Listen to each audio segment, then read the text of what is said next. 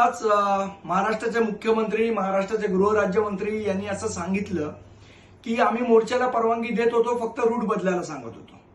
मला स्पष्टपणे सांगायचं आहे की मोर्चाची परवानगी पोलीस द्यायला तयार नव्हते आणि जो रूट बदलण्याचा विषय आहे तो ते आम्हाला सांगत होते. घटना घडली मीरा रोडमध्ये, व्यापाऱ्यांनी मोर्चा काढला मीरा रोडमध्ये आणि आम्हाला सांगत होते मोर्चा काढा घोडबंदर रोडला.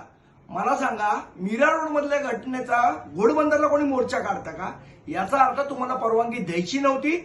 तुम्ही गुजरात्यांना परवानगी दिलीत, त्यांच्यावर गुन्हे दाखल केले, आमच्यावर पण गुन्हे दाखल करायचे होते. आम्ही कोणी नाही म्हटलेलं तुम्हाला. पण अशा खोट्या समजुती पसरवू नका. आणि मला सर्व महाराष्ट्रातल्या तमाम लोकांचा फोन येतोय. मी आपल्या सरकारला पण ही कल्पना देऊ इच्छितो. अख्ख्या महाराष्ट्रातला मराठी माणूस हा मीरा रोड भाईंदरकडे निघालेला आहे. आता आम्हाला बघायचंच आहे की तुमच्या जेलमध्ये संख्या जास्ती आहे का मराठी माणसांची संख्या जास्ती आहे. किती लोकांना तुम्ही जेलमध्ये पाठवणार आहात ना, तेही आम्हाला बघायचं आहे. आता हे आंदोलन जोपर्यंत मोर्चाची परवानगी तुम्ही देत नाही तोपर्यंत चालू राहणार.